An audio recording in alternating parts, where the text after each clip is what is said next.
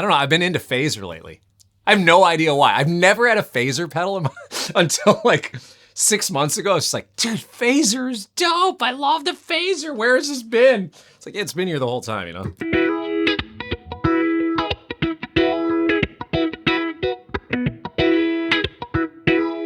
Yes, so first thing I'm running through is the Shure DLX16 wireless. This one works really great. I've noticed that it has great range, especially there was some shows with Wulfpeck where I was like going into the balcony and just doing like this Phantom of the Opera sort of like gimmick, which was fun. And other wireless units didn't work that far. This one did. I keep it. It's got a tuner built into it, which is wonderful. Great wireless rig. That goes right into my quad Cortex. In the quad Cortex, I am using the Archetype Cory Wong plugin that I made with Neural DSP. Now, as of the day that we're recording this, it's not available on the quad Cortex because it's going to be in a later update, but I'm just kind of working on tweaking it. They had to recode all the stuff to make it work from the plugin to the quad Cortex. I don't know, they're on different platforms or something, but I've been dialing this in. Sounds fantastic. Honestly, for like the last 18 months, all I've been using is this. And I'll be honest, I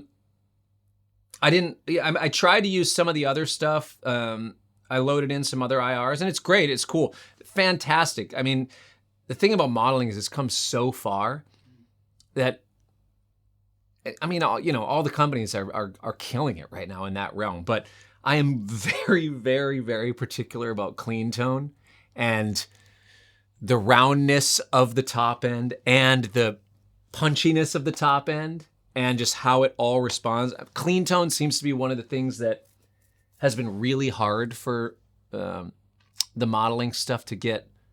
Like it definitely sounds right, but it doesn't always feel right. I don't know how to describe it other than that, you know?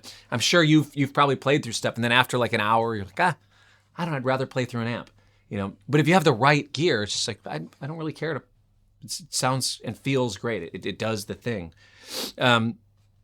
So when I finally got that on here, it's all I've ever used. I don't know, there's just certain things about clean tone that I still have not really felt anything the same other than this, than my plugin. It's all I've used on my recordings for the last couple of years also. So my plugin on here, in the effects loop, I'm running into the Wampler Wong compressor, go figure. It's a compressor boost that also has a DI out on it, an XLR out. I wanted that because a lot of times when I'm recording at home, I'm recording direct. And a lot of times when I'm playing bass, I just want to use the compressor with a little bit of a boost and then have that as an out, which is great.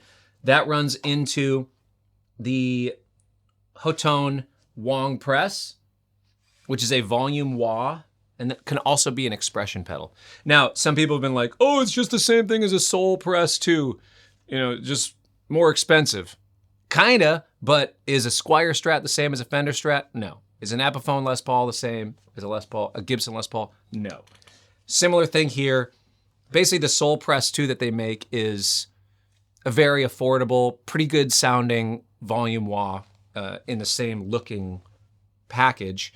But what I found using it is I always needed to bring a backup on tour just because of flying and getting thrown around in the trailer on the bus and all that. So I asked them, hey, can you make one with like a metal chassis and up like really just road worthy? And then can you make it so the lights are different when it's volume or when it's wah? And can you change the Q a little bit? And can you, they're like, hey, hold on a minute. Let's do this thing together. I'm like, yes, absolutely, great. I just want to do it because this is what I want out of my volume wah. I found a lot of volume wahs. Well, I didn't find actually many volume wah pedals other than things that I could program into digital. But volume pedal wise, there was ones that were either way too big, and by too big, that not actually, but I have a pretty compact pedal board. I like this to be able to fit in my suitcase if I want. So I wanted a smaller one, but the mini volume pedals, I just felt like the fulcrum was just It's just not enough to hang on to feel comfortable in the sweep. So this one felt great to me. It's a great volume.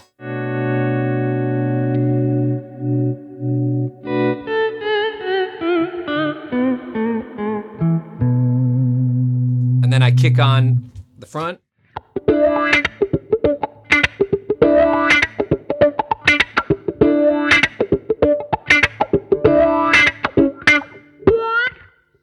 Great wah.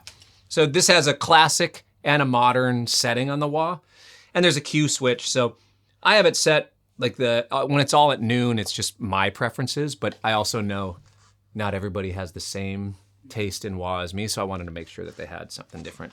But it's cool because it can also be an expression pedal.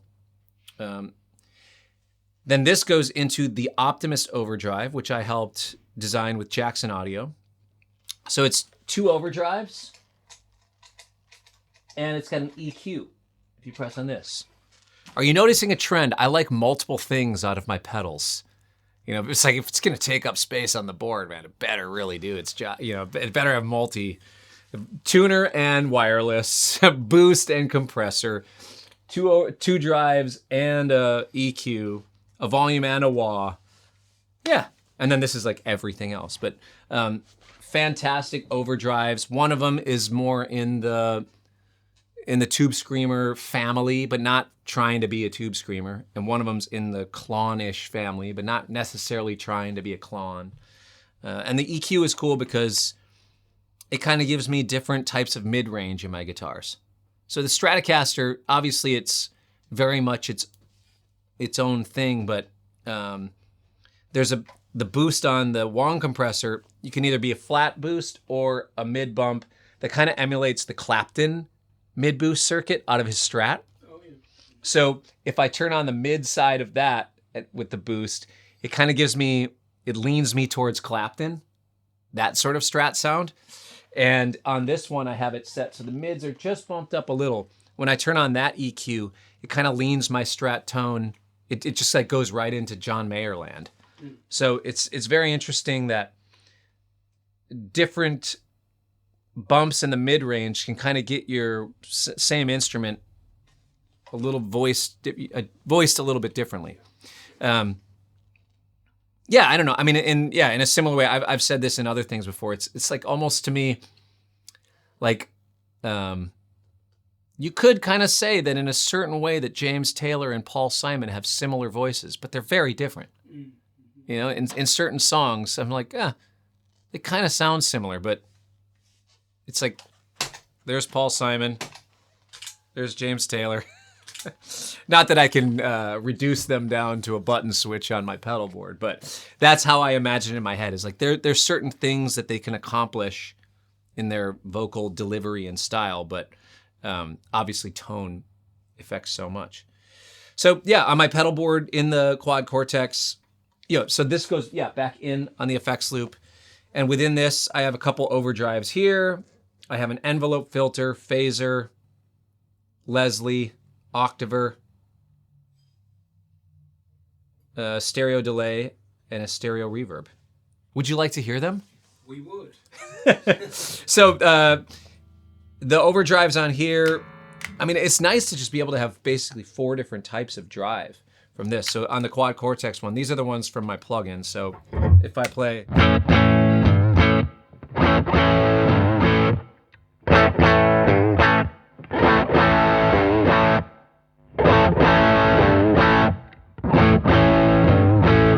and then I stack them, they stack really nice.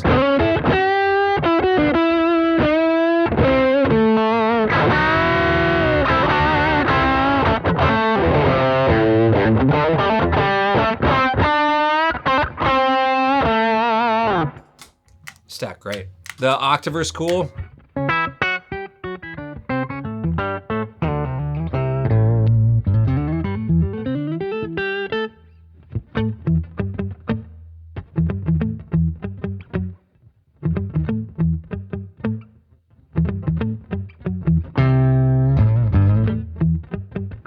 You can kind of do some cool stuff with that. Phaser, it's fun. I don't know, I've been into phaser lately. I have no idea why. I've never had a phaser pedal until like 6 months ago. It's just like, dude, phaser is dope. I love the phaser. Where has this been? It's like, it's been here the whole time, you know?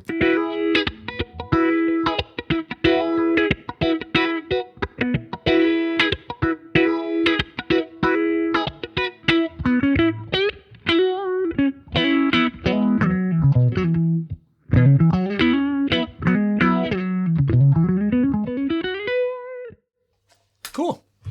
Phaser. Who knew? Everybody else. But that's one thing about guitar belts. Like I wasn't really into something. Like, oh, I just start pulling stuff up on here, and all of a sudden I'm like, oh man, I like this. This is cool. I got to start using it in my recipes, you know, but not overdo it. Leslie is fun to have.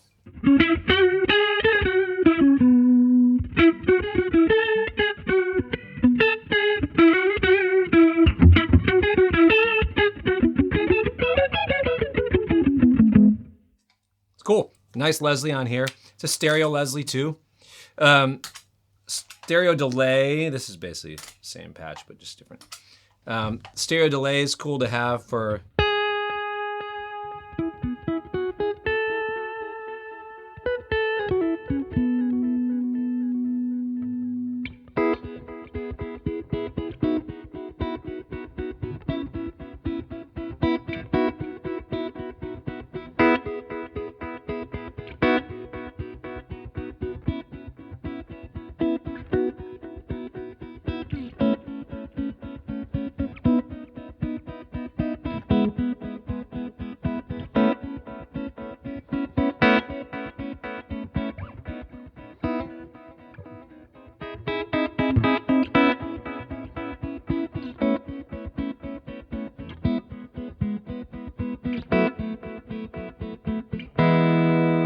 So that sort of thing, it really kind of adds this undercurrent thing to it, which is fun. And it's nice for soloing too sometimes.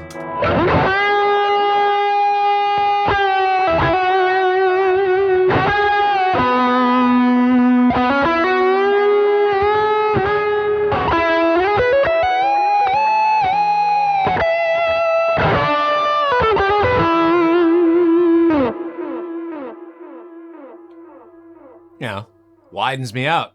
But the reverbs on this are also really fantastic. The one, sometimes I'll use one, I mean, most of the time when I'm playing my driving funk thing, I mean, I'm as dry as can be because I want it to be that. Oh, sorry.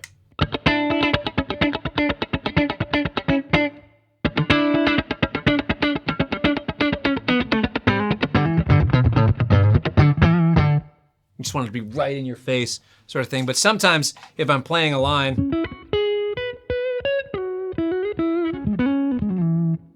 you want a little bit of something in there. So this is just kind of a plate that I add, and they have these really, really beautiful long verbs.